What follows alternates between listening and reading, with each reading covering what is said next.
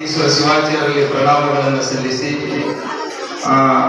ಪರಮ ಪೂಜ್ಯ ಪಟ್ಟೂರೇಶ್ವರ ಶಿವಾಚಾರ್ಯರಿಗೆ ಪ್ರಣಾಮಗಳನ್ನು ಸಲ್ಲಿಸಿ ಅದೇ ರೀತಿ ರುದ್ನೂರು ಮಠದ ಚನ್ನಮಲ್ಲಿಕಾರ್ಜುನ ಪೂಜ್ಯರಲ್ಲಿ ಪ್ರಣಾಮಗಳನ್ನು ಸಲ್ಲಿಸಿ ಇಲ್ಲಿವರೆಗೆ ಸುದೀರ್ಘವಾಗಿ ನಡೆದುಕೊಂಡು ಬಂದಂತ ಪ್ರವಚನ ಮಾಲಿಕೆಯಲ್ಲಿ ಬಹಳ ಅದ್ಭುತವಾಗಿ ನಮ್ಮ ಶಾಸ್ತ್ರೀಜಿ ಅವರು ಬಹಳ ಚೆನ್ನಾಗಿ ನಡೆಸ್ಕೊಟ್ಟಿದ್ದಾರೆ. ವೀರೇಶ್ ಶಾಸ್ತ್ರಿ ಜಗದೀಶ್ ಕ್ಷಮಿಸಬೇಕು, ಜಗದೀಶ್ ಶಾಸ್ತ್ರಿ ಅವರು ಒಂದು ರೀತಿಯಾಗಿ ಉಪ್ಪಿನ ಬಟ್ಟಿಗೆರು ಸ್ವಾಮೀಜಿ ಮಾತಾಡಿದಂಗೆ ಅವ್ರ ಪ್ರವಚನ ಕೇಳೋದಂಗೆ ಹೇಳ್ತು ನನಗೆ. ಈಗ ವಿಡಿಯೋದಾಗ ಗೊತ್ತಲ್ಬೇಕು, ಬಹಳ ಚೆನ್ನಾಗಿ ಮಾತಾಡೋದು. ಇರುವ ನಮ್ಮ ತಬಲಾ ಮತ್ತು ಸಂಗೀತ ಕಲಾವಿದರಲ್ಲಿಯೂ ಎಲ್ಲ ಸೇರಿದಂತ ಭಕ್ತ ಬಂದಕ್ಕೂ ನಿಮ್ಮೆಲ್ಲರಿಗೂ ಶರಣಾರ್ಥಿ. ನಾನು ಬಹಳ ಹೊತ್ತು ಮಾತನಾಡುವುದಿಲ್ಲ, ಬಹಳ ಸುದೀರ್ಘವಾಗಿ ನಡೆದುಕೊಂಡು ಬಂದಿದ್ದೀನಿ. ನಾನು ಪ್ರವಚನದಲ್ಲಿ ಹಿಂದೆದ್ದಿದ್ದೀನಿ, ನೀವು ಪ್ರವಚನದಲ್ಲಿ ಹಿಂದೆದ್ದಿದ್ದೀರಿ. ಈ ಪ್ರವಚನಗಳು ಮಾಡುವುದರ ಮುಖಾಂತರ ನಮ್ಮೆಲ್ಲರ ಮನಸ್ಸಿನ ಕೊಳೆಯನ್ನು ತೊಳೆಯುತ್ತಿರುವಂತಹ ಪರಮ ಪೂಜ್ಯರಿಗೆ ನಾನು ಕೋಟಿ ಕೋಟಿ ನಮನಗಳನ್ನು ಸಲ್ಲಿಸ್ತೀನಿ. ಬಹಳ ಅದ್ಭುತವಾದಂತಹ ಕಾರ್ಯಕ್ರಮ. ನಾಳೆ ಜಗದ್ಗುರುಗಳು ಬರಲಿದ್ದಾರೆ. ಈ ಸಂದರ್ಭದಲ್ಲಿ ಯಾಕೆ ಪ್ರವಚನಗಳು ಬೇಕು, ಯಾಕೆ ಮಠಾಧೀಶರು ಬೇಕು, ಯಾಕೆ ಬೇಕು ಇವೆಲ್ಲ ನನಗೆ ಮಳಕೇಡೇನು ಹೊಸದಲ್ಲ. 14 ವರ್ಷಗಳ ಕಾಲ ಇದೇ ಊರಿನಲ್ಲಿದ್ದು ನಿಜಸರಣ ಅಂಬಿಗರ ಚೌಡಯ್ಯ ಸರ್ಕಾರಿ ಪ್ರಾಥಮಿಕ ಶಾಲೆಯಲ್ಲಿ ಶಿಕ್ಷಕನಾಗಿ ಸೇವೆ ಸಲ್ಲಿಸುವಂತಹ ಭಾಗ್ಯ ನನಗೆ ಸಿಗುತ್ತು. ಮೊದಲಿನ ಅಪ್ಪವರು ನಾನು ನೋಡಿದ್ದೀನಿ, ವೀರಗಂಗಾಧರ ಅಪ್ಪವರನ್ನ ನಾನು ಕಂಡಿದ್ದೀನಿ, ದರ್ಶನ ತಗೊಂಡಿದ್ದೀನಿ. ಮತ್ತ ಗಂಗಾಧರ ಅಪ್ಪವರ ದರ್ಶನವನ್ನು ನಾನು ಪಡೆದುಕೊಂಡಿದ್ದೀನಿ. ಹೀಗಾಗಿ ಅವರ ಆಶೀರ್ವಾದದಿಂದ ನಾನು ಈ ಊರಿನಲ್ಲಿ ಸೇವೆ ಸಲ್ಲಿಸಿದ್ದೇನೆ. ಇವತ್ತು ಮಳಕೇಳ ಅಂದ ತಕ್ಷಣ ನಮಗೆಲ್ಲ ಮೈ ರೋಮಾಂಚನ. ಇವೆಲ್ಲ ಪುಣ್ಯಶಾಲಿಗಳು. ನಾನು ಹುಟ್ಟಿದ್ದು ಕಮಲಾಪುರ, ಎಲ್ಲಿ ಕಮಲಾಪುರ ತಾಲೂಕ, ಆಳಂದ ತಾಲೂಕ ಬಡಂದಲ್ಲಿ ಹುಟ್ಟಿದ್ದೀನಿ. ಈ 40 ವರ್ಷಗಳ ಸುದೀರ್ಘವಾಗಿ ಇಲ್ಲಿ ಸೇವೆ ಸಲ್ಲಿಸುವಂತಹ ಭಾಗ್ಯ ಸಿಕ್ಕಿದೆ. ನಿಮ್ಮೂರಿನೊಳಗೆ 14 ವರ್ಷ ಸೇವೆ ಸಲ್ಲಿಸಿದ್ದೇನೆ. ಧರ್ಮ ಅಧ್ಯಾತ್ಮ ಬಹಳ ಅವಶ್ಯಕತೆ ಇದೆ ನಮಗೆ. ಇವತ್ತು ನಮ್ಮ ಮಕ್ಕಳು ಕೈ ಬಿಟ್ಟು ಹೋಗಲಾಗತ್ತವ. ನಮ್ಮ ಮನೆಗಳು ಹ್ಯಾಂಗಾಗಲಾಗತ್ತವ ಅಂದ್ರೆ, ನಮ್ಮ ಮನೆಗಳು ಒಬ್ಬರಿಗೊಬ್ಬರು ಕಂಡ್ರು ಒಬ್ಬರಿಗಾಗೋದಿಲ್ಲ. ಯಾರು ಮೊಬೈಲ್ನಾಗೆ ಕೊಂಡ್ರಗತ್ತೀವಿ. ಇದು ಗೊತ್ತಿರುವಂತ ವಿಷಯ.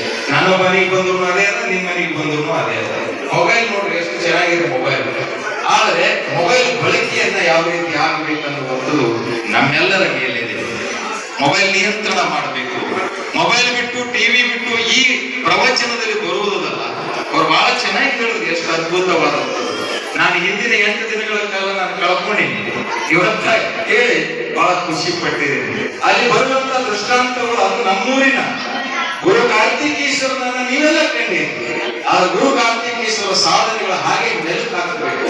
ಅವರ ಅಧ್ಯಾತ್ಮದ ಏನೇನು ಸಾಧನೆಗಳು ಮಾಡ್ಯಾರ ನಾವೆಲ್ಲ ನೋಡಿದವರಿದ್ದೀವಿ. ಮುಂದಿನ ಪೀಳಿಗೆಗೆ ತಿಳಿಸಿಕೊಡ್ಬೇಕಾದಂತ LBK ಅಲ್ಲ ಅವರನ್ನ ನಾವು ಮಳಕೇಳಕ್ಕೆ ಕರೆಸಿದ್ದೇವೆ. ನಾಟಕ ಕಲಾವಿದರು ಅವರು ಬರೆದಂತ ಈ ತವನಿಧಿ ಪುಸ್ತಕ ನಮ್ಮ ಸೂರ್ಯಕಾಂತ್ ಅಂಗನಲ್ಲಿ ಈ ಮಟ್ಟದ ಎಲ್ಲಾ ಭಕ್ತರು ಕೂಡಿ ಅದನ್ನ ಬರೆಸಿದ್ದಾರೆ, ತವನಿಧಿ ಅಂತ ಹೇಳಿ. ಅದಕ್ಕೆ ಆ ಪುಸ್ತಕ ಬರೆಯುವಂತಹ ಸಂದರ್ಭದಲ್ಲಿ ನಮ್ಮಲ್ಲಿ ಬಂದಿದ್ರು. ಆದ್ರೆ ಆ ಪುಸ್ತಕ ಬರೆಯಲು ಸಾಹಿತಿಗಳ ಕೆಲಸ, ನೀವು ಮುಟ್ಟಿಸುವಂತಹ ಕೆಲಸ ಅದಲ್ಲ, ಬಹಳ ದೊಡ್ಡ ಸಾಹಸ. ಬಹಳ ಚೆನ್ನಾಗಿ ಪ್ರವಚನ ಮನಮುಟ್ಟುವಂತೆ ಹೇಳುವಂಥದ್ದು. ಹೀಗಾಗಿ ನಿಮ್ಮ ಮಕ್ಕಳಿಗೆ ಸಂಸ್ಕಾರವನ್ನು ಕೊಡುವಂತ ಯಾವ ಸಂಸ್ಕಾರ ಕೊಡಬೇಕಾದ್ರೆ ಧರ್ಮ ಅಧ್ಯಾತ್ಮದ ಸಂಸ್ಕಾರ ಅವಶ್ಯಕತೆ ಇದೆ. ಯಾಕಂದ್ರೆ ಭಾರತ ನಿಂತಿದ್ದೆ ಧರ್ಮ ಅಧ್ಯಾತ್ಮದ ಮೇಲೆ.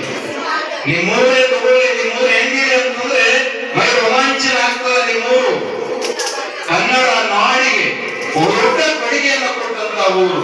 ಈ ಊರ ಮೇಲೆ ಮಠನ ಹೆಂಗಿವ ನೋಡಿ. ಒಂದು ಕಡೆ ಭಂಗಿ ಮಠ, ಕಾರ್ತಿಕೇಶ್ವರ ಮಠ, ಮತ್ತೆ ಜೈನ ಪರಂಪರೆ, ಅಲ್ಲಿ ಟೀಕಾಚಾರ್ಯ ಮಠ, ಈ ಕಡೆ ದರ್ಗಾ, ಹಾಗೆ ಭಾವೈಕ್ಯತೆ ಒಂದು ಪ್ರದೇಶ. ಬಹುಶಃ ಯಾವ ಊರಿನಲ್ಲಿ ಇಷ್ಟೊಂದು ಮಠಗಳು ಕಾಣುತ್ತಿಲ್ಲ.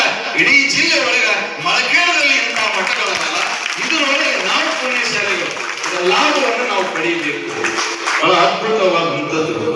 ನಾನು ಪಟ್ಟೂರೇಶ್ವರಪ್ಪ ಅವ್ರ ಮನೆ 1 ತಿಂಗಳ ಹಿಂದ ರಾತ್ರಿ 12 ಗಂಟೆಗೆ ಆಗ್ಯಾರ. ಅವ್ರಿಗೆ ಮಾತು ಹೇಳ್ತೀನಿ, ಯಾಕಂದ್ರೆ 12 ಗಂಟೆಗೆ ಆಗ್ಯಾರ. ಫೋನ್ ಮಾಡಿದ್ರು, ಗಂಗಾಧರಪ್ಪ ಪುಸ್ತಕ ತರಲಾಗತ್ತಿದ್ದೇವೆ, ಸಂದೇಶಗಳನ್ನು ಕಳಿಸಬೇಕು ಅಂದ್ರು. 1 ಗಂಟೆ ಆದ್ರೂ ಅವ್ರು ಮಲಗದು. ನಾನು ಸಂದೇಶಗಳನ್ನ ಕಳಿಸಿದ ಗದಗದಲ್ಲಿದ್ದರು. ಗುರು ಗಂಗಾಧರ ಅವರು, ಗಂಗಾಧರ ಅಪ್ಪರು ಅವ್ರು ನನ್ನ ಮೇಲೆ ಬಹಳ ಪ್ರೀತಿ.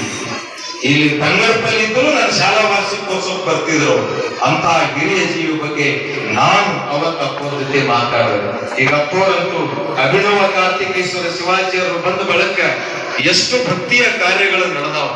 ಇಷ್ಟೊಂದು ಪ್ರಮಾಣದ ಇಷ್ಟೆಲ್ಲ ಕಟ್ಟಡವನ್ನ ಭಕ್ತಾದಿಗಳು ಎಷ್ಟು ಚೆನ್ನಾಗಿ ಮಾಡಿದ್ದಾರೆ. ಊರಿನ ಮುಖಂಡರಿರ್ಬೋದು, ಎಲ್ಲರೂ ಸಹಿತ ಪಕ್ಷಾತೀತವಾಗಿ ಎಷ್ಟು ಚೆನ್ನಾಗಿ ಒಂದು ಕಟ್ಟಡವನ್ನ ಮಾಡಿದ್ದಾರೆ. ಈ ಕಟ್ಟಡದಲ್ಲಿ ಇಷ್ಟೊಂದು ಜನ ಸೇರಿ ನೀವೆಲ್ಲ ಪ್ರವಚನವನ್ನ ಕೇಳ್ತಿದ್ರಿ. ಹೀಗೆ ಮಠದ ನಾನಿದು ಈ ಹರಾಜು ಪ್ರಕ್ರಿಯೆಯಲ್ಲಿ, ಹರಾಜಂತರಲ್ಲಿ ಈ ಪ್ರಕ್ರಿಯೆಯಲ್ಲಿ ನೋಡಿದ್ರೆ ಒಬ್ಬರಿಗಿಂತ ಒಬ್ಬರು ಅದು ಪಾಟಿ ಚೀಲ ನೋಡಿದ್ರೆ ಅದು ಕಡಿಮೆ ಇರ್ತದ. ಹೊರಗೆ ನೀವೆಲ್ಲ ತಂದಿರಿ, ನಾ ಎಲ್ಲ ತಂದಿ, ನಮ್ಮ ಮಕ್ಕಳಿಗೆ ತಂದಿರಿ, ಅದು ಕಡಿಮೆ ರೇಟ್ ಇರಲ್ಲ.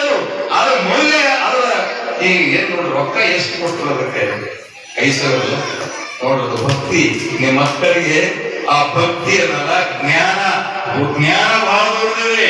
ಆ ಪಾಟಿ ಚೀಲ ನೋಡು. ನಾನು ಅನೇಕ ಸಂದರ್ಭ ಪ್ರವಚನದಲ್ಲಿ ತೊಟ್ಟಲ್ ನೋಡು, ಎಷ್ಟು ತೊಟ್ಟಲ್ 25,000. ಖುಷಿ ಎಲ್ಲಿ ಆಗಿಲ್ಲಪ್ಪ ಇಷ್ಟ.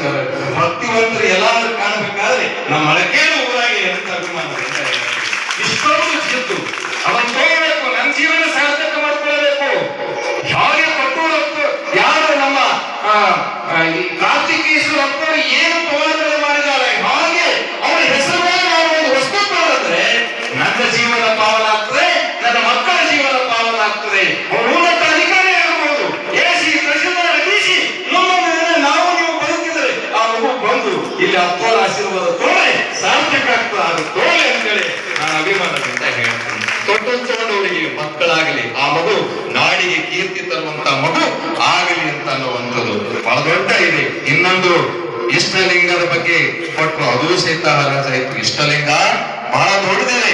ಮಕ್ಕಳಿಗೆ ಈ ಪೂಜೆಯನ್ನು ಮಾಡಿಕೊಳ್ಳುವಂಥದ್ದು ಈಗ ಒಂದು ತನಿಖೆಯಿಂದ ಬೆಳಕಿಗೆ ಬಂದಿದೆ. ನಿಮ್ಗೆ ಗೊತ್ತಿರಲಿ ತನಿಖೆ ಅಂತ.